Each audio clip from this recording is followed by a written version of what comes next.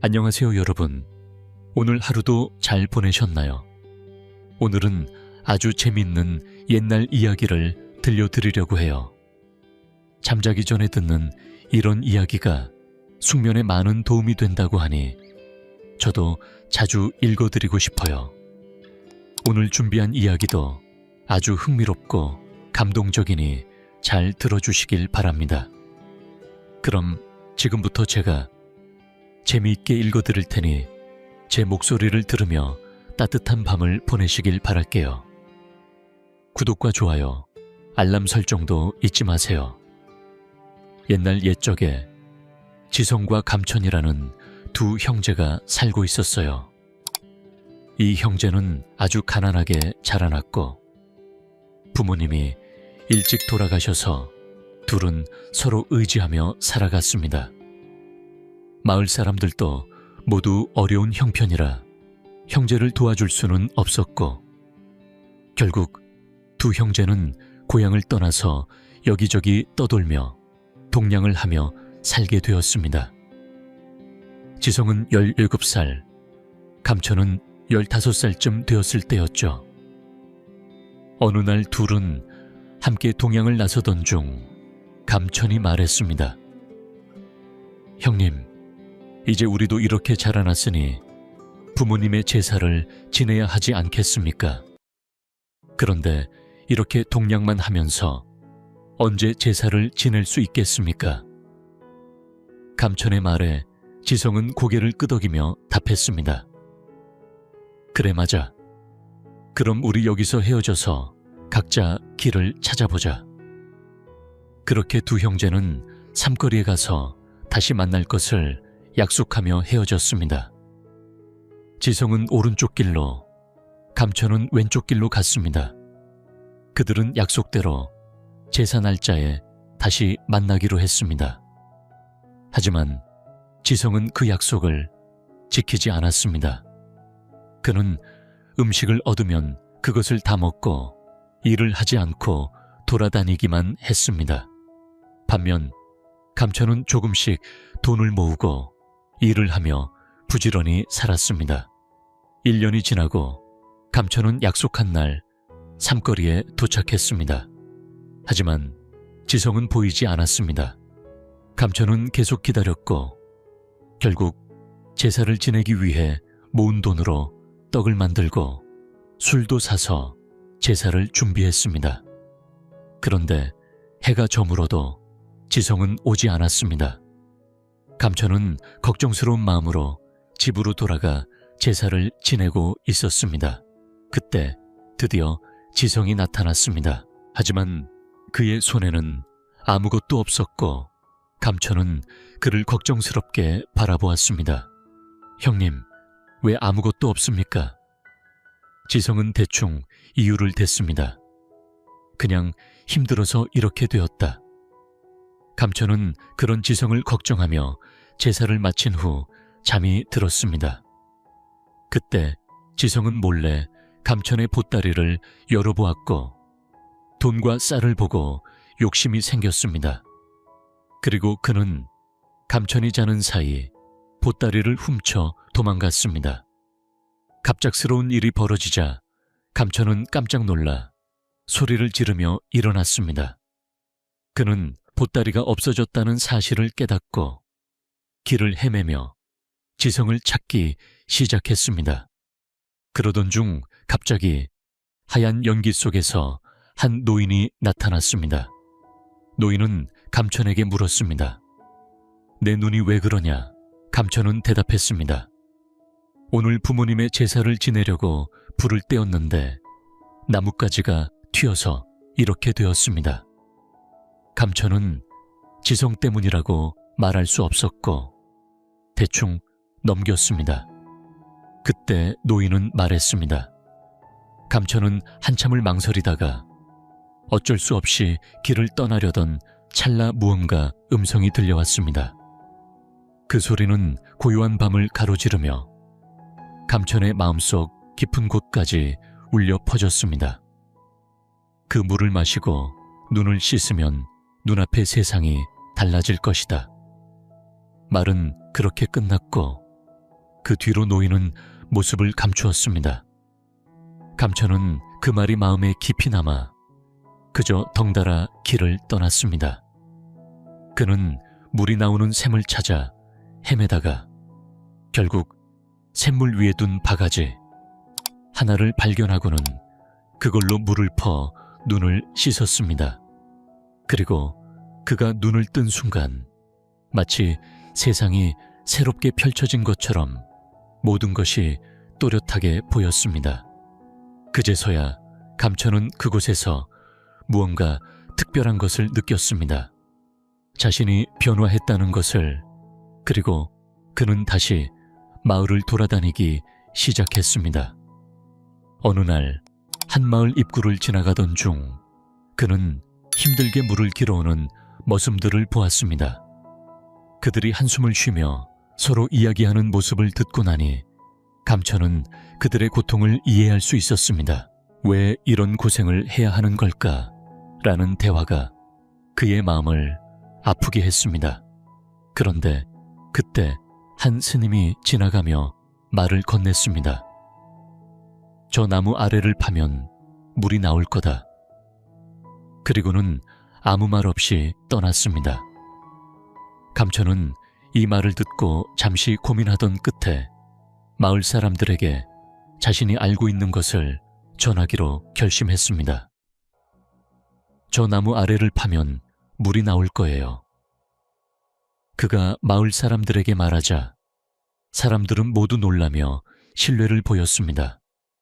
그들은 도구를 챙기고 함께 나무 밑을 파기 시작했습니다. 시간이 흐르고 마침내 물이 솟구쳤습니다. 마을 사람들은 환호성을 지르며 기뻐했고 그들은 감천에게 감사의 뜻을 표했습니다.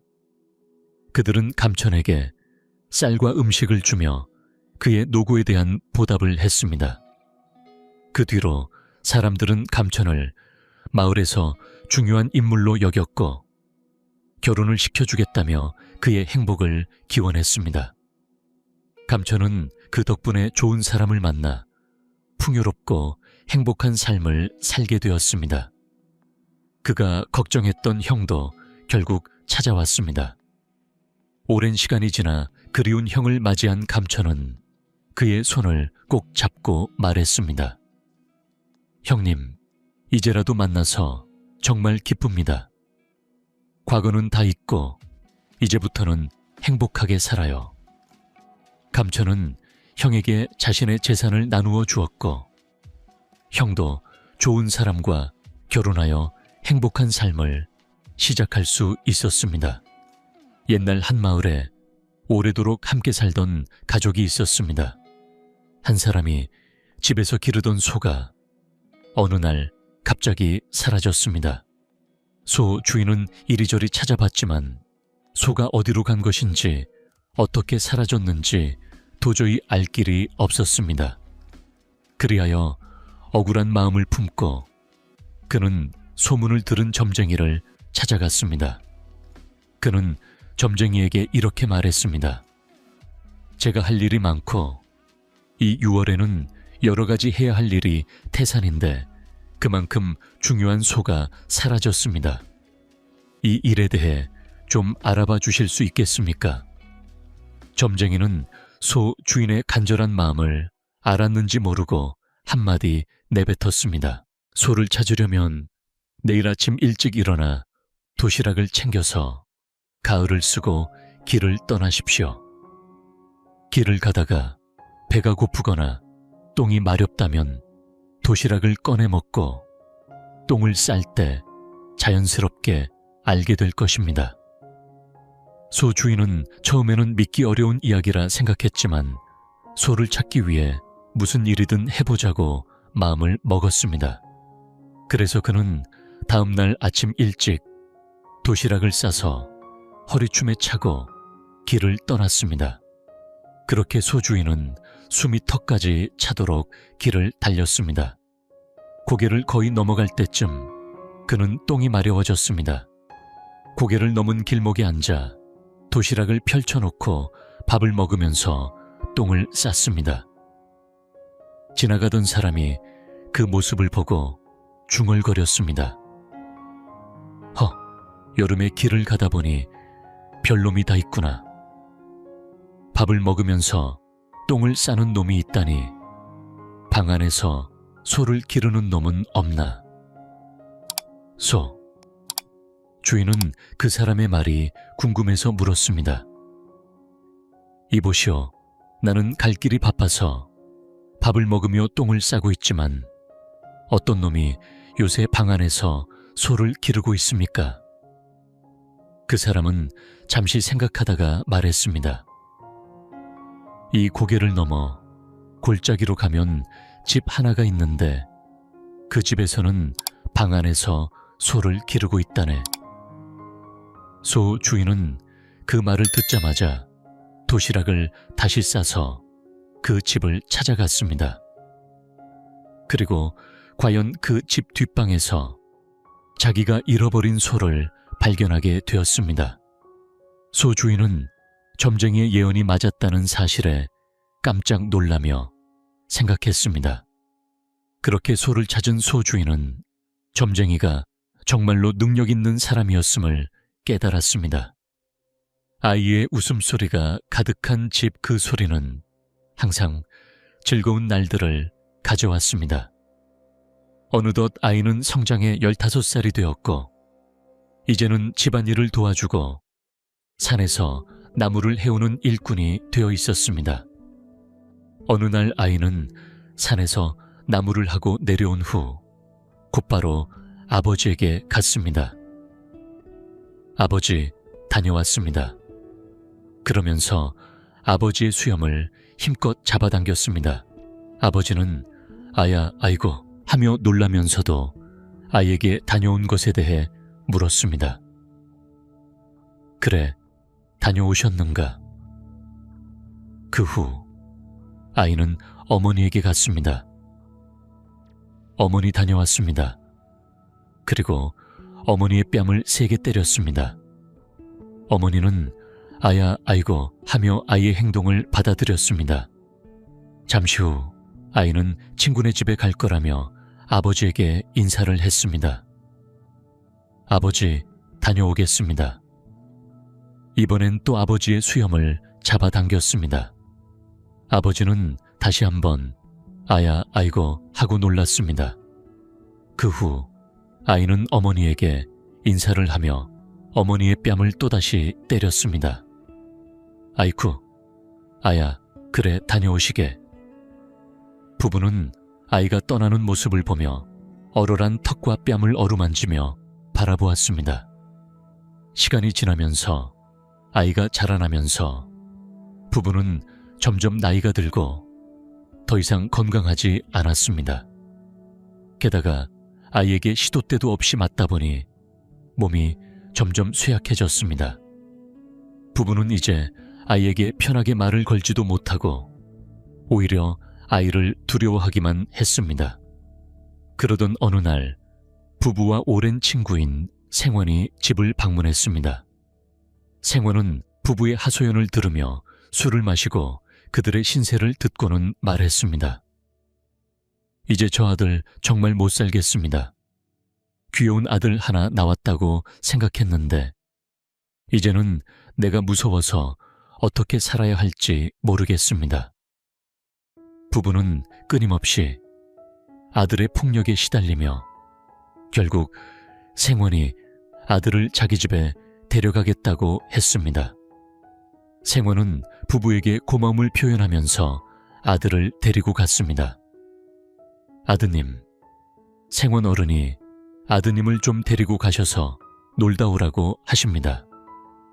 아들은 새로운 친구들을 만날 생각에 기뻐하며 생원의 집으로 갔습니다. 생원은 아들을 자기 아들들과 함께 한 방에서 지내게 했습니다. 다음 날 아침, 생원의 아들들은 부모님을 먼저 챙기며 상골 아들은 그저 멀뚱히 앉아 있었습니다. 생원의 아들들은 모두 부모님을 살뜰히 챙기며 아침 식사를 준비했습니다. 이후 하루는 마을을 구경하며 즐거운 시간을 보냈습니다. 저녁 때 생원의 아들들은 조기를 구워 부모님께 드렸습니다. 그리고 자신들도 맛있게 먹으며 즐거운 저녁을 보냈습니다. 밤이 되자 아들들은 부모님에게 무난히 인사를 드리고는 각자 방으로 들어갔습니다. 이러한 일상 속에서 아들은 점점 더 변화하고 부부는 점차 위로를 얻어갔습니다. 따뜻한가요? 이불 속으로 손을 넣어보고 덮었던 이불을 다시 덮으며 차근차근 챙겨가는 모습이었습니다. 산골 아들은 하루 종일 마을의 다른 아이들과 함께 시간을 보내며 자신이 부모님께 보이던 모습과는 너무나 다른 행동을 하고 있다는 것을 깨달았습니다. 그 이튿날 집에 돌아온 아들은 아버지의 방문을 열고 뜰 아래로 가서 고개를 숙여 합장하고 무릎을 꿇고 앉았습니다. 부모님은 아들의 모습을 보고 무서워했어요. 아드님, 그만하고 들어오세요. 아버지가 말했습니다. 그러나 아들은 여전히 무릎을 꿇은 채 가만히 있었습니다. 이 생원이 우리 아들을 잘 가르쳤나 보다. 아버지는 생각했습니다. 이제 그만하고 방으로 들어오라고 부르자. 아들이 방 안으로 들어와서는 부모님 앞에서 절을 했습니다. 아버지 어머니 생원님 댁에서 많은 것을 보고 배웠습니다. 왜 저렇게 행동하는지 이해하지 못했지만 부모님을 때리는 것이 당연한 일이 아니라는 것을 이제 알았습니다. 앞으로는 다시 그런 일이 없을 것입니다. 그날 이후로 산골 아들은 부모님께 더욱 잘하게 되었고 집안은 항상 웃음소리로 가득했습니다. 또한 아들은 부지런히 일하며 열심히 살아 행복한 나날을 보냈다고 합니다. 한 바닷가 마을에서는 커다란 바위 아래에 구렁이가 살고 있다는 소문이 있었습니다. 구렁이는 1000년을 살다가 용이 되어 하늘로 올라간다고 합니다. 구렁이가 용으로 변할 때 큰 비와 번개가 치곤 했죠. 어느 날 그 구렁이가 용이 되려고 발버둥을 치던 잠에서 깨어났습니다. 그것을 본 한 여자가 외쳤습니다. 우와, 저기 용이 올라간다. 그 순간 구렁이는 용이 되려다가 오히려 깡처리로 변해버리고 말았답니다. 여자의 경솔한 말 한마디에 구렁이는 아직도 용이 되지 못하고 바위 밑에서 살고 있다고 합니다. 그 이후로 바위 아래서 안개가 퍼져나오면 반드시 비가 온다고 전해집니다. 다른 동네에서는 이런 이야기도 전해집니다. 깊고 깊은 산 중턱에 구렁이가 길을 막고 있었다는 이야기인데 사람들은 그 산을 피해서 다녔습니다. 어느 날 한 나그네가 해가 지고 어두운 산길을 지나가려 했습니다. 동네 사람들은 그에게 말했습니다. 저 산길은 위험합니다. 구렁이가 사람을 잡아먹는다고 소문이 나 있습니다. 하지만 나그네는 아무렇지도 않다고 하며 걱정하지 마세요. 조심하면 문제 없을 것입니다. 라고 말했습니다. 동네 사람들은 어쩔 수 없이 그를 보내줬습니다. 그 후 하늘에서 우다다닥 소리가 나고 구렁이가 용으로 변하는 과정이 시작되었습니다.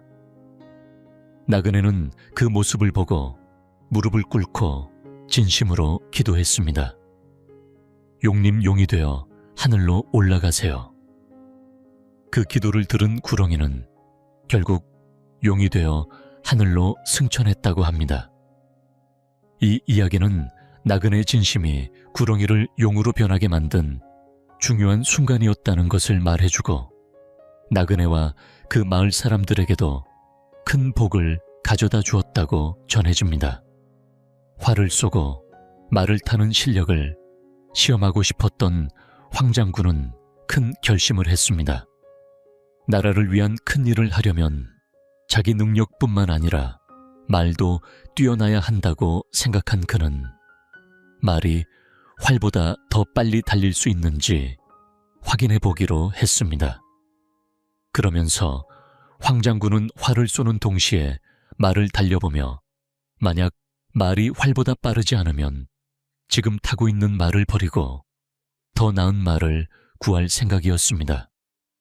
그 후 그는 군사훈련을 시작했고 매일 마을 주변을 달리며 연습했습니다. 밥 먹고 자는 시간 외에는 언제나 열심히 훈련을 이어갔습니다. 그날이 다가왔을 때 황장군은 목표 지점과 출발 지점에 각각 표적을 두고 큰 소리로 외쳤습니다. 이 화살보다 내가 먼저 도달하지 않으면 너는 죽을 것이다. 말을 타고 달리기 시작한 황장군의 목소리와 함께 말도 빠르게 달리기 시작했습니다. 그리고 잠시 후 황장군은 목표 지점에 도달했습니다. 하지만 표적에는 아무 흔적도 없었고 그 근처를 다시 살펴보니 화살 하나가 뒤쪽에 떨어져 있었습니다. 아, 이 말이 화살보다 늦게 왔구나. 황장군은 순간적으로 그 말을 칼로 내리쳤습니다. 그때 뒤쪽에서 쉿하는 소리와 함께 화살이 표적에 꽂히는 것을 보았습니다. 그랬구나. 내가 너무 성급했구나. 황장군은 자신의 결정을 후회하며 그 자리를 떠났습니다. 그 후 황장군은 말을 정성스럽게 묶고 무덤을 만들어 3년 동안 그곳을 지키며 신묘살이를 했습니다. 그러고는 누이에게 이렇게 말했습니다. 나는 장군감이지만 이 일을 속죄하기 위해 길을 떠나겠다. 그 후 황장군은 짐 하나 달랑 챙기고 집을 떠나 정처 없이 떠돌며 살았다고 합니다. 한편 아주 가난한 남자가 있었습니다. 그는 아무리 열심히 일해도 가난을 벗어날 수 없었고 자신이 처한 처지가 한심하기만 했습니다.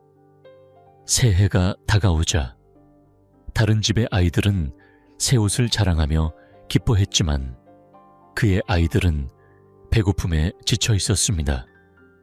그 모습을 보면 마음이 아팠습니다. 그는 설날을 맞이해도 자식들에게 새 옷을 마련해주지 못할 것 같아 절망에 빠졌습니다. 그래서 그는 삶을 끝내기로 결심하고 산으로 올라갔습니다. 이렇게 사는 것보다는 죽는 게 낫겠다. 마음속으로 그렇게 생각하며 산을 올랐습니다. 그러던 중 산 중턱에서 불빛이 보였고 그 불빛은 가까워졌습니다. 숨고 있던 남자는 가만히 숨어서 불빛을 기다렸습니다. 그때 불빛을 든 여자가 그에게 다가왔습니다. 여기 있었군요. 나오세요. 남자는 여자를 보며 말했다.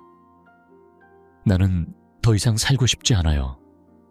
내일이 설날인데 집에서 울고 있는 아이들을 봐도 아무것도 할 수 없어요.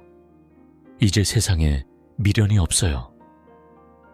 여자는 단호하게 대답했습니다. 사람이 사람을 두고 그냥 떠난다고요. 저를 따라오세요. 그러면 살 길이 있습니다. 여자는 남자의 손을 잡고 그를 이끌었고 남자는 여자의 말을 따라갔습니다. 남자는 여자를 따라갈 수밖에 없었습니다. 아무리 사양하려 했지만 결국 여자의 손길에 이끌려 산속으로 들어갔습니다. 길을 걸으며 그는 과연 무엇을 찾으러 가는 것인지 궁금했습니다. 그렇게 걷고 나서 갑자기 눈앞에 엄청나게 큰 기와집이 나타났습니다. 여자는 그 집이 자신의 집이라며 남자를 데리고 들어갔습니다. 잠시 기다리라고 한 후 여자는 상에 음식을 가득 차려냈습니다. 남자는 너무 배가 고파서 여자가 차려준 음식을 맛있게 먹었습니다. 그러나 그가 먹으면서도 마음 한편에선 부인과 자식들이 떠올랐습니다. 과연 이렇게 배불리 음식을 먹어도 되는 것인가 싶은 생각에 먹던 밥이 조금씩 넘어가지 않았습니다. 결국 밥을 다 먹은 후 여자는 한마디를 꺼냈습니다. 제가 할 말이 있습니다. 남자는 여자의 말을 기다리며 묻습니다. 그래, 무슨 말씀이시죠? 여자는 자신과 함께 살자는 제안을 하며 남자가 부인과 아이들을 설날과 추석에만 가도록 제안한다고 했습니다. 대신 남자의 가족은 잘 돌봐주겠다고 했습니다. 남자는 당혹스러웠지만 여자가 잘 돌봐줄 테니 그저 따르기로 마음을 먹었습니다. 시간이 흘러 추석이 다가왔습니다. 남자는 집에 다녀오고 싶다고 말했지만 여자는 그가 꼭 지켜야 할 약속이 있다고 당부했습니다. 아이들도 보고 부인과 좋은 시간을 보내고 오세요. 다만 오늘 밤에 가서 주무시지 말고 바로 돌아오셔야 합니다. 남자는 여자의 부탁을 듣고 집으로 갔습니다. 집에 도착하니 초가집은 깨끗하게 정리되어 있었고 부인과 아이들은 잘 지내고 있었습니다. 남자는 여자가 보내준 돈 덕분에 가족들이 잘 지내는 것을 보고 마음이 놓였습니다. 즐거운 시간을 보내던 중 날이 어두워졌습니다. 남자는 더 함께 있고 싶었지만 여자가 약속을 지키길 바라는 마음에 다시 떠나야 했습니다. 얘들아, 내일 보름날 차례 잘 지내고 엄마 말씀 잘 듣고 건강히 지내라. 난 다시 가야 한다. 그렇게 남자는 떠났고 집에 대한 걱정은 덜어냈습니다. 그 후로도 그는 여자의 집에서 1년에 2번 설날과 추석에만 집을 다녀오며 조용히 살았습니다. 그러던 어느 날 남자가 집에 다녀오겠다고 나서자 여자가 갑자기 그를 붙잡았습니다. 오늘은 가지 마세요. 오늘 가시면 다시 돌아오지 못할 겁니다. 남자는 의아해했지만 약속을 지키기 위해 집으로 향했습니다. 그 길에서 그는 물가에서 돌아가신 아버지를 만났습니다. 아들아, 그 집에는 다시 가지 마라. 그 집에 가면 죽는다. 아버지의 말에 남자는 더욱 혼란스러웠습니다. 아버지는 계속 말했습니다. 그 집은 사람이 아니야. 그 집에 가면 큰일이 날 것이다. 만약 다시 가고 싶다면 담배를 피우고 그 담배재를 그 집에 뿌려라. 아버지의 말을 듣고 남자는 의심이 갔습니다. 집에 돌아와 문을 조심스럽게 열어보니 그곳에는 거대한 지네가 누워 있었습니다. 남자는 생각했습니다. 어차피 그 여자의 손에 죽어도 원통하지 않다.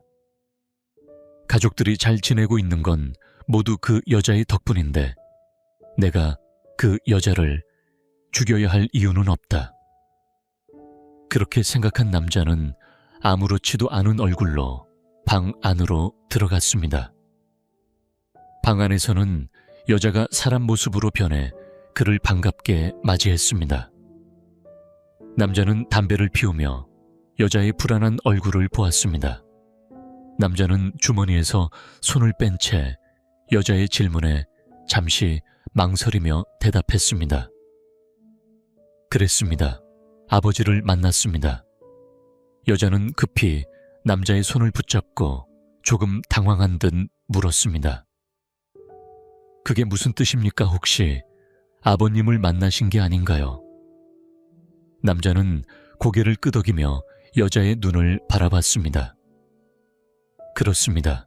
그분은 당신의 아버지가 아니라 예전에 잠깐 저와 함께 살았던 구렁이였습니다.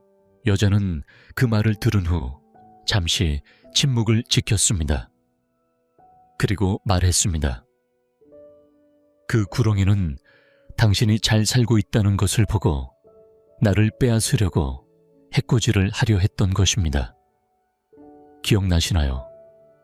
담배를 피우며 내게 담배재를 던지라고 하지 않았나요? 남자는 그제서야 그때 이를 기억해냈습니다. 눈을 크게 뜬 채 그렇습니다. 만약 제가 그 담배재를 받았다면 저는 죽었을 겁니다. 하지만 당신은 그렇게 하지 않았습니다. 여자는 그 말에 눈물을 흘리며 대답했습니다. 당신이 나를 지켜준 덕분에 이제야 하늘나라로 돌아갈 수 있게 되었습니다. 나는 다시 내 고향으로 돌아갈 것이고 서방님도 언제나 건강하시고 행복하게 살기를 바랍니다. 그렇게 여자는 고개를 숙여 감사의 인사를 남기고 서서히 공중으로 사라졌습니다. 남자는 그 후 깜짝 놀라며 정신을 차렸습니다. 여자가 사라진 자리에는 아무것도 남지 않았고 큰 바위만이 그대로 남아 있었습니다. 집으로 돌아온 남자는 가족과 함께 여전히 행복하게 살고 있음을 알게 되었고 그는 여자가 자신을 살려준 것에 대한 고마운 마음을 계속 간직하며 가족들과 함께 오래도록 행복하게 살았습니다. 이 이야기는 지성과 감천의 형제 이야기로 이어집니다. 지성과 감천은 어린 시절 부모님을 잃고 마을 사람들에게 음식을 얻어 먹으며 살아왔습니다. 그러나 마을 사람들도 가난하여 형제는 결국 고향을 떠나 여러 곳을 떠돌며 살아갈 수밖에 없었습니다.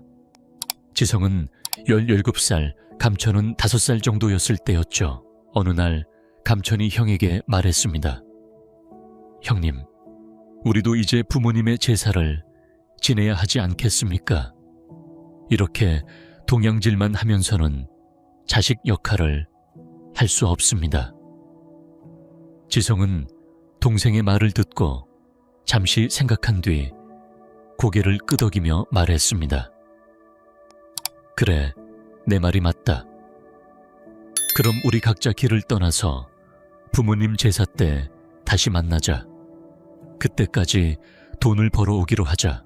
두 형제는 삼거리에서 헤어져 각자의 길을 떠났습니다. 지성은 음식을 얻으면 다 먹어버리고 매일 일 없이 돌아다녔습니다. 반면 감천은 얻은 음식을 아껴 먹으며 꾸준히 일을 찾아 돈을 벌었습니다. 시간이 지나 1년이 지난 뒤 감천은 제사날 삼거리로 갔습니다. 그날 아침부터 기다렸지만 형은 오지 않았습니다. 그래서 감천은 제사를 준비하기 위해 장에 가서 떡과 술을 사왔습니다. 그러나 해가 지고 지성은 빈손으로 돌아왔습니다. 형님, 어떻게 이렇게 된 겁니까? 감천이 물었고 지성은 고개를 숙이며 말했습니다. 나는 그동안 많이 아팠다. 죽을 것 같았지만 겨우 살아서 찾아왔다. 형제는 그렇게 서로를 위해 준비한 제사상을 차리고 다시 만날 수 있는 행복을 느꼈습니다. 감천은 대충 핑계를 대며 우물쭈물했습니다. 그 모습을 지켜보던 감천은 결혼 문제로 큰일 날 뻔했다고 걱정하며 말했습니다. 그렇게 살아 돌아오신 것만으로도 정말 다행입니다.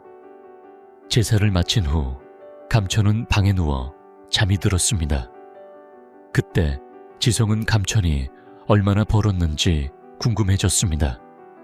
몰래 감천의 보따리를 열어본 지성은 제사 후 남은 쌀과 돈 주머니가 두둑하게 들어있는 것을 보았습니다. 욕심에 눈이 먼 지성은 감천의 잠든 모습을 보고는 그만 감천의 두 눈을 찔러버리고 그 후 도망치려 했습니다. 갑자기 변을 당한 감천은 깜짝 놀라며 소리를 질렀습니다. 방을 더듬으며 겨우 문을 찾아 밖으로 나갔습니다. 그때 하얀 연기 속에서 한 노인이 나타나 물었습니다. 너의 눈이 어찌 된 것이냐? 감천은 당황하며 대답했습니다. 오늘 부모님 제사인데 제사 준비를 하다가 나뭇가지가 튀어서 이렇게 되었습니다. 그는 지성 때문이라는 말을 차마 할 수 없었습니다. 그러자 노인은 말했습니다. 언덕에 샘물이 있지 않느냐? 그곳에서 바가지로 물을 떠서 눈을 씻으면 고쳐질 것이다. 그 후 노인은 감쪽같이 사라졌습니다. 감천은 노인의 말을 따라 샘물을 찾아갔습니다. 물을 떠서 눈을 씻고 나니 세상이 다시 온전하게 보였습니다. 감천은 그 후 여러 마을을 떠돌며 다녔습니다. 어느 날 한 마을에 도착했을 때 물을 길러가는 머슴들을 보았습니다. 그들은 물이 부족해 고생하는 모습이었습니다. 감천은 그들을 바라보며 생각했습니다. 이 고생은 언제까지 계속해야 하는 거지? 그러던 중 탄스님이 지나가며 말했습니다. 저 마을에 정자나무 주변을 파면 물이 나올 것이다. 감천은 그 말을 듣고 바로 머슴들 뒤를 따랐습니다. 감천은 머슴들에게 큰 소리로 말했습니다. 좋은 생자리 두고 고생을 하지 마세요. 그러고는 마을 안쪽으로 향했습니다. 머슴들은 감천에 대해 자세히 말하며 결국 마을 사람들을 모두 불러 모았습니다. 마을 사람들은 감천에게 물을 찾을 수 있다는 말에 신기해하며 그를 따랐습니다. 감천은 정자나무 주위에서 파기를 시작했습니다. 마을 사람들은 모두 함께 도구를 챙겨와 협력했고 얼마 지나지 않아 물이 솟아나기 시작했습니다. 물이 쏟아져 나오자 마을 사람들은 기뻐하며 환호했습니다. 이제 물 걱정 없이 살아갈 수 있게 된 마을 사람들은 감천에게 감사의 마음을 전했습니다. 쌀도 퍼주고 먹을 것과 함께 결혼까지 시켜주자고 의논했습니다. 감천은 그 덕분에 마을 사람들의 사랑을 받으며 풍족하게 살게 되었습니다. 감천은 오랫동안 형님의 안부가 걱정되었습니다. 그래서 부인과 함께 고민하여 거지들을 위한 잔치를 열기로 결심했습니다.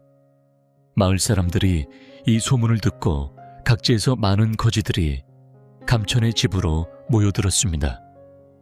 그러나 며칠이 지나도록 지성의 모습은 보이지 않았습니다. 감천은 이제 거지잔치를 계속해야 할지 고민하던 중 대문을 닫으려고 나가던 순간 한 남자 거지가 비틀거리며 집으로 들어왔습니다. 감천은 그 거지가 바로 지성임을 알아보았습니다. 그는 지성을 따뜻한 목욕물로 씻기고 좋은 옷을 입혀주었습니다. 그리고 맛있는 음식을 준비해 지성이 배부르게 먹을 수 있도록 했습니다. 그렇게 씻고 음식을 먹고 나자 지성은 겨우 정신을 차렸습니다. 그제야 자신이 감천의 집에 있다는 것을 알게 되었습니다. 지성은 무릎을 꿇고 죽을 죄를 지었다며 감천에게 용서를 구했습니다. 하지만 감천은 형을 원망하기는커녕 형의 두 손을 꼭 잡고 말했습니다. 형님, 이제라도 만나게 되어 정말 다행입니다. 과거는 잊고 앞으로 행복하게 살아요. 감천은 지성에게 자신의 재산을 나누어 주었고 좋은 사람과 결혼할 수 있도록 도와주었습니다. 그렇게 지성과 감천은 한 마을에서 오래오래 잘 살았답니다. 한편 한 마을에서 한 남자가 집에서 키우던 소를 잃어버렸습니다. 아무리 찾아도 소가 사라진 이유를 알 수는 없었습니다. 너무나 억울했던 소 주인은 유명한 점쟁이를 찾아갔습니다. 점쟁이는 소를 찾으려면 다음날 아침 일찍 도시락을 챙겨 가을을 쓰고 길을 떠나라고 했습니다. 소 주인은 그 말이 믿기 어려웠지만 소를 찾기 위해 무조건 해보기로 마음먹었습니다. 다음날 소 주인은 도시락을 싸고 길을 떠났습니다. 고개를 거의 다 넘어서면서 그는 똥이 마려워졌습니다. 고개를 넘은 후 그는 이웃 마을과 통하는 길목에 앉아 도시락을 펼쳐놓고 밥을 먹으면서 이를 보았습니다. 지나가던 사람이 이를 보고 이상하다고 중얼거렸습니다. 소 주인은 그 사람에게 물었고 그 사람은 고개를 넘어 한 골짜기로 가면 집이 하나 있다는 말을 했습니다. 소 주인은 그 사람의 말을 따라가 보았고 그 집 뒤쪽 방에 자신의 소가 묶여 있는 것을 발견했습니다. 그는 놀라며 점쟁이가 정말로 신통하다는 것을 깨달았습니다. 그리고 한 마을 깊은 산골에서 부부가 살고 있었습니다. 이 부부는 오랫동안 아이가 없어 걱정했지만 뒤늦게 아들을 낳았습니다. 그들은 아이를 매우 귀여워하며 키웠습니다. 어느 겨울 저녁 부부는 심심해서 서로 대화를 나누며 시간을 보냈습니다. 겨울이 되어 해가 일찍 지자 부부는 일찍 저녁을 먹고 나면 시간이 길게 느껴졌습니다.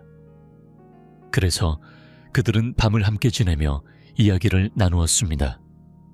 최민한 스타일로 부드럽고 감동적인 방식으로 다시 작성해 드리겠습니다.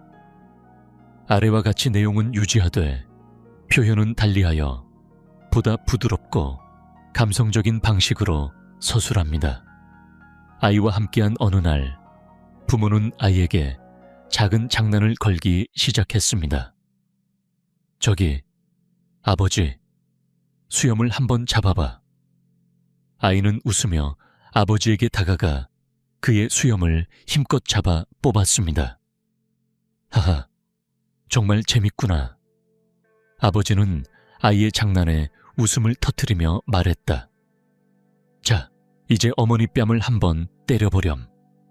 아이는 순순히 어머니에게 달려가 뺨을 가볍게 때렸습니다. 아이고, 우리 아기 참 잘한다. 부모는 서로 교대로 장난을 치며 하루하루가 즐거운 시간으로 가득 찼습니다. 이렇게 시간이 흐르며 아이는 점점 자라났고 부모는 더욱 행복한 마음으로 아이와의 소중한 순간들을 보내고 있었습니다. 그러나 어느 날부터 아이는 장난을 넘어서 무심코 아버지의 수염을 잡아당기고 어머니의 뺨을 때리곤 했습니다. 그때마다 부모는 웃으며 아이의 장난을 받아들였지만 그들은 속으로 걱정이 조금씩 생기기 시작했습니다. 아이도 이제 15살이 되었습니다. 더 이상 어린아이가 아니었습니다. 그는 집안일을 돕고 산에서 나무를 해오는 어엿한 일꾼이 되었습니다. 그날 아이는 산에서 나무를 하다 돌아와 아버지에게 다가가 수염을 한 번 더 잡아당기며 다녀왔습니다. 라고 말했습니다. 이어서 어머니에게 갔고 어머니에게도 뺨을 한 대 내리쳤습니다.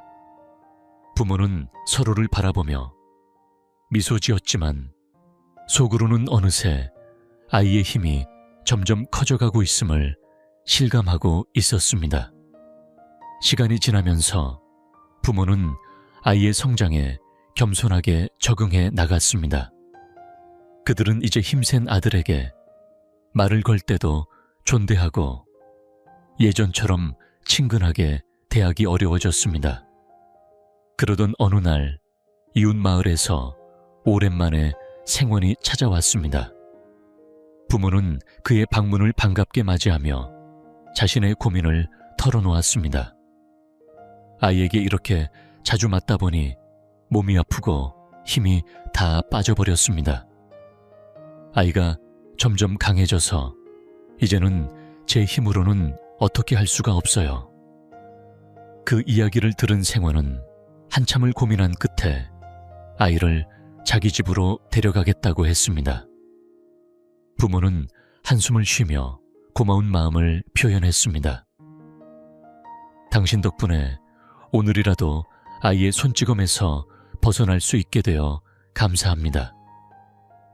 아이와 함께 집을 떠난 생원은 아들을 자기 집에 데리고 가서 그의 아이들과 함께 지내게 했습니다. 다음 날 아침, 생원의 아들들은 부모님을 챙기며 바쁘게 움직였습니다. 아버지, 이건 방금 따온 돌나물이라 정말 맛있어요. 어머니, 고기 좀 더 구워볼까요? 이제 딱 맞게 익었어요. 산골에서 자란 아이는 그 모습을 보며 잠시 멍하니 앉아 있었습니다. 그는 이제 그들과는 다른 방식으로 부모님을 챙기는 모습을 보며 자신도 언젠가는 이렇게 되어야 한다는 것을 느꼈습니다.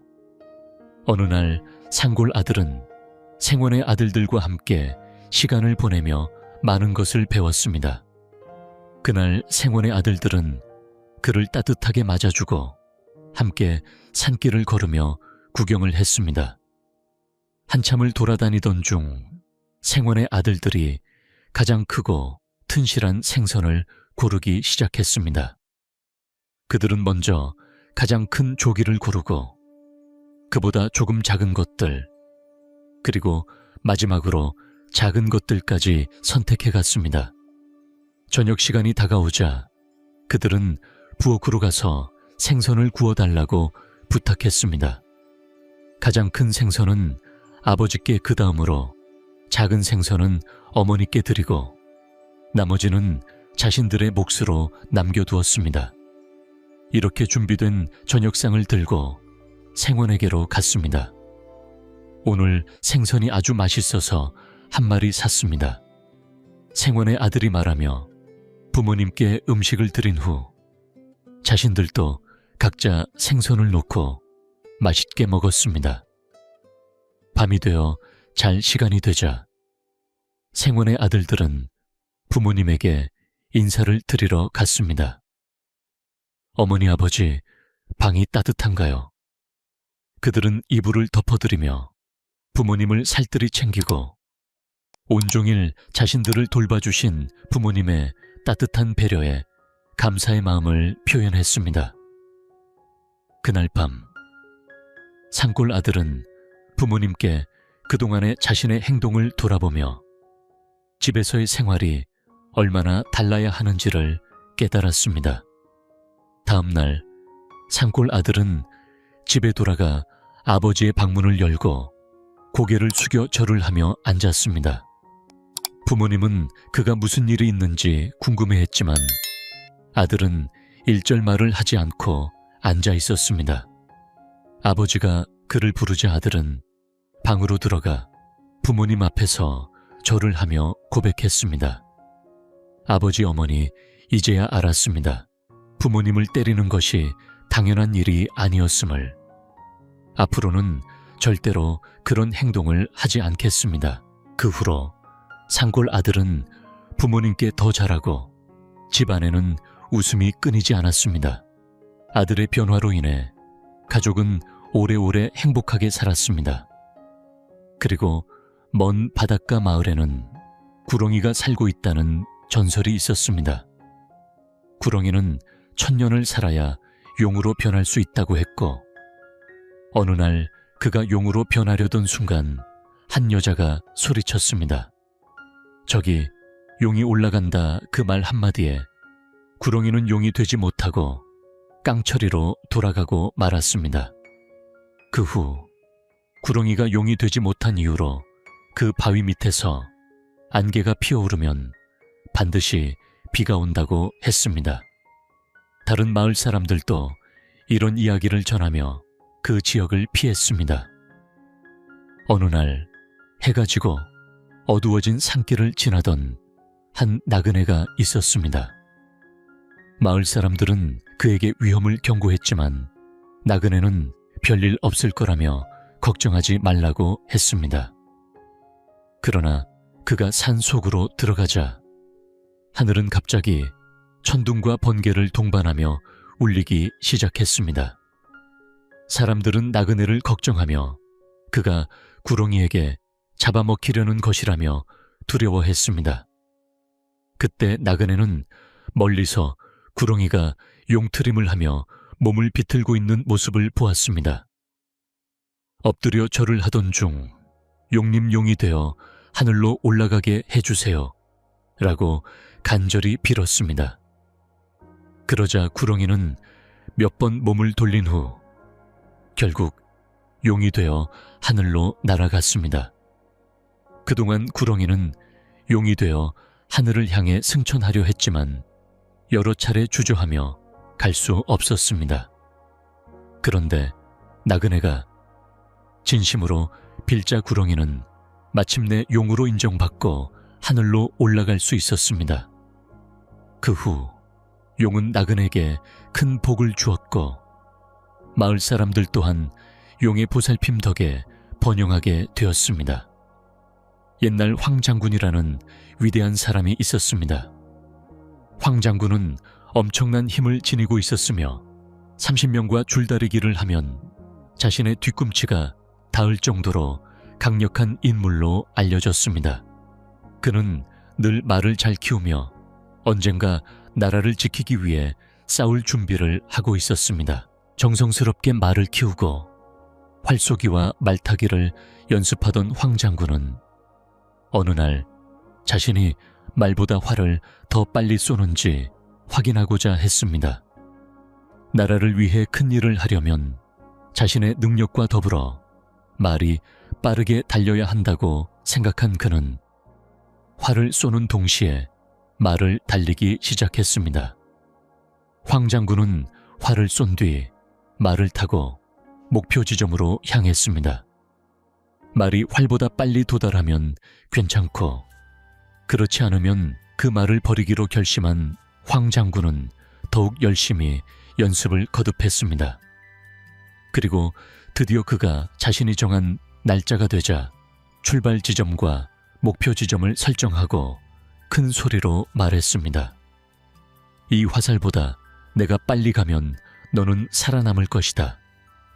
말을 타고 급히 달린 황장군은 예상보다 빨리 목표에 도달했지만 화살은 도착하지 않았습니다. 그때 황장군은 화살이 아직 오지 않았음을 알게 되었습니다. 그는 성급하게 판단하고 말의 목을 치고 말았습니다. 그러나 그 순간 뒤에서 쉿하는 소리와 함께 화살이 목표에 꽂혔습니다. 황장군은 자신이 너무 성급하게 행동했음을 깨닫고 크게 후회했습니다. 그 후 그는 방에 틀어박혀 며칠을 고립되며 깊은 후회를 했습니다. 결국 그는 자신의 실수를 속죄하기 위해 길을 떠났고 이후 홀로 떠도는 삶을 살았습니다. 옛날 가난한 남자가 있었습니다. 그는 아무리 열심히 일해도 가난에서 벗어나지 못해 한숨만 내쉬고 있었습니다. 설날이 다가오자 다른 집 아이들은 새 옷을 입고 즐거워했지만 그의 아이들은 먹을 것조차 없이 배가 고팠습니다. 그 모습을 보고 남자는 더욱 괴로워하며 그날 저녁에는 목숨을 끊을 결심을 하였습니다. 이렇게 살 바에는 차라리 죽는 게 낫겠다. 고 생각하며 그는 산으로 올라갔습니다. 남자는 깊은 슬픔에 빠져 있었습니다. 이 세상에서 더 이상 살고 싶지 않았기 때문입니다. 그는 산을 올라가기 시작했고 그 길은 어두워 아무것도 보이지 않았습니다. 한참을 오르던 중 산 중턱에서 불빛 하나가 보였습니다. 남자는 풀숲에 몸을 숨기고 조용히 그 불빛을 지켜보았습니다. 불빛은 점점 가까워졌고 결국 한 여자가 등불을 들고 그의 근처에 다가왔습니다. 그녀는 남자의 숨겨진 곳을 찾아내고 말했습니다. 여기 계셨군요. 얼른 나오세요. 남자는 답했습니다. 저는 더 이상 이 세상에 미련이 없습니다. 내일이 설날인데 쌀 한 톨 없는 집에서 자식들이 울고 있는데 그것을 보고 견딜 수가 없습니다. 저는 이제 더 이상 살고 싶지 않아요. 제발 가세요. 여자는 그 말을 듣고 단호하게 대답했습니다. 죽겠다고 하는 사람을 그냥 놔두겠다고요. 일단 저를 따라오세요. 그러면 살 길이 있을 거예요. 여자는 남자의 손을 잡고 자꾸 가자고 했습니다. 남자는 몇 번이나 거절했지만 결국 그녀를 따라 나섰습니다. 그들은 함께 산속을 걸어갔고 결국 거대한 기와집을 마주하게 되었습니다. 여자는 그 집이 자신의 집이라고 말하며 남자를 데리고 들어갔습니다. 잠시 후 여자는 한 상 가득 음식을 내놓았고 남자는 그 음식을 맛있게 먹었습니다. 하지만 그는 자꾸만 생각했습니다. 내가 이렇게 배부르게 먹는 게 옳은 일일까? 부인과 자식들은 어떻게 지내고 있을까? 그 생각에 마음이 무거워졌습니다. 음식을 다 먹은 후 여자는 말했습니다. 저는 이제 할 말이 있습니다. 서방님, 이제 저와 함께 사세요. 대신 서방님의 부인과 자식들은 매년 2번 설날과 추석에만 방문할 수 있습니다. 그 외에는 제가 잘 돌봐드리겠습니다. 남자는 당황스러웠습니다. 그가 무엇을 해야 할지 알 수 없었지만 그녀의 말대로 따르기로 했습니다. 그렇게 시간이 흘러 추석이 다가왔습니다. 남자가 집에 다녀오고 싶다고 하자 여자는 기꺼이 허락했습니다. 단 한 가지 조건이 있었습니다. 오늘 밤은 집에 가지 마시고 곧바로 돌아오셔야 해요. 약속을 꼭 지켜주세요. 남자는 약속을 지키기로 마음먹고 집으로 갔습니다. 집에 도착했을 때 낡은 초가집은 깔끔하게 정리되어 있었고 부인과 아이들은 잘 지내고 있었습니다. 남자는 여자가 자신을 돕고 있었다는 사실에 놀라며 마음이 한결 가벼워졌습니다. 가족들과 좋은 시간을 보내고 다시 약속을 지키기 위해 길을 떠났습니다. 얘들아, 건강하게 지내고 엄마 말씀 잘 듣고 내일 차례 잘 지내세요. 난 이제 다시 가야 한다. 그는 아쉬운 마음을 뒤로하고 길을 떠났습니다. 이제 가족들을 걱정할 필요는 없었습니다. 마음이 편안했기에 남자는 여자의 집에서 평화롭게 살 수 있었습니다. 그리고 매년 설날과 추석에만 집에 다녀오면서 무탈하게 살아갔습니다. 어느 날 남자가 집에 가겠다고 나섰을 때 그날은 또 다른 일이 일어나게 되었습니다. 남자는 여자가 갑자기 손을 붙잡는 것을 느꼈습니다. 오늘은 가지 마세요. 오늘 가시면 다시 돌아올 수 없어요. 여자가 말을 했습니다. 남자는 그 말을 듣고 왜 여자가 그런 말을 하는지 도무지 알 수 없었습니다. 하지만 그는 1년에 2번씩은 집을 떠나기로 약속한 것이었기에 그 약속을 지키기로 하고 집으로 돌아갔습니다. 돌아오는 길에 남자는 냇물을 건너려고 했습니다. 그때 뒤에서 누군가 그의 이름을 부르는 소리가 들렸습니다. 돌아보니 그것은 돌아가신 아버지의 모습이었습니다. 아들아, 그 집에는 다시 가지 마라. 그 집에 가면 죽는다. 아버지가 말했습니다. 남자는 그 말에 놀라며 대답했습니다. 아버지, 그게 무슨 말씀이세요? 그는 오늘 여자가 말한 일도 떠오르며 이 상황이 무엇을 의미하는지 궁금했습니다. 그의 아버지는 계속해서 말을 이었습니다. 그 여자는 사람이 아니다. 그 여자는 지네다. 지네가 인간이 되려고 너에게 접근한 것이다. 만약 다시 그 집에 가려면 담배를 피우고 그 담배재를 그 지네에게 뿌려라. 그러면 너는 살 것이다. 그런 말을 남긴 후 아버지는 사라졌습니다. 남자는 그 말을 믿기 어려웠지만 돌아가서 직접 확인해 보기로 마음먹었습니다. 집에 돌아와서 남자는 곧장 방으로 들어가지 않고 조용히 뒷문을 돌아서 문틈으로 방 안을 들여다보았습니다. 그곳엔 정말로 커다랗고 붉은 지네가 누워 있었습니다. 그래, 나는 어차피 그 여자 손에 죽어도 원통하지 않다. 여태까지 우리 가족이 잘 살 수 있었던 것도 그 여자의 덕분인데 어떻게 사람이 아니라고 해서 그 여자를 죽여야 한단 말인가. 남자는 그런 생각을 하며 방 안으로 들어갔습니다. 방 안에서 여자는 이미 사람의 모습으로 돌아와 남자를 맞이하며 말했습니다. 이제 오셨군요. 남자는 아랫목에 앉아서 담배를 피우고 있었고 여자는 얼굴이 불그레하게 변해 불안한 표정을 지으며 서 있었습니다. 남자는 잠시 담배를 피운 후 담배재를 문 밖으로 던졌습니다.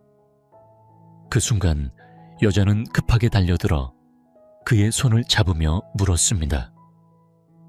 이게 무슨 뜻인가요? 혹시 길에서 아버지를 만나지 않으셨나요?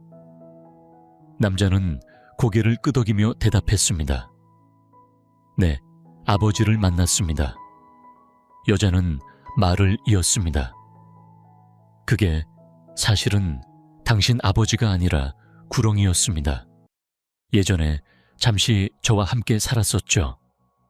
그런데 내가 당신과 잘 지내고 있으니까 저를 빼앗으려고 해코지하려 했던 것입니다. 그 담배재를 던지라고 하셨죠. 남자는 큰 눈을 뜨며 놀라며 말했습니다. 그랬군요. 만약 제가 담배재를 던졌다면 당신은 죽었을 것입니다. 여자는 그 말을 듣고 울면서 말을 이어갔습니다. 당신이 저를 지켜줘서 저는 이제 하늘나라로 돌아갈 수 있습니다. 제가 원래 있던 곳으로 돌아가니 당신도 오래오래 행복하게 사세요. 정말 감사했습니다. 그리고 여자는 지로 변하면서 공중으로 올라갔습니다. 남자는 잠시 정신을 잃었고 깨어보니 그동안 함께 살았던 집은 사라지고 커다란 바위만 남아 있었습니다. 집으로 돌아온 남자는 가족들이 여전히 편안하게 잘 살고 있다는 것을 확인하며 그동안 여자가 자신과 가족을 위해 해준 것에 깊이 감사하게 되었습니다. 정말 고맙습니다. 그 여자 덕분에 우리는 행복하게 살 수 있었습니다. 남자는 그 후로도 여자를 잊지 않고 가족과 함께 오래오래 행복하게 살았답니다.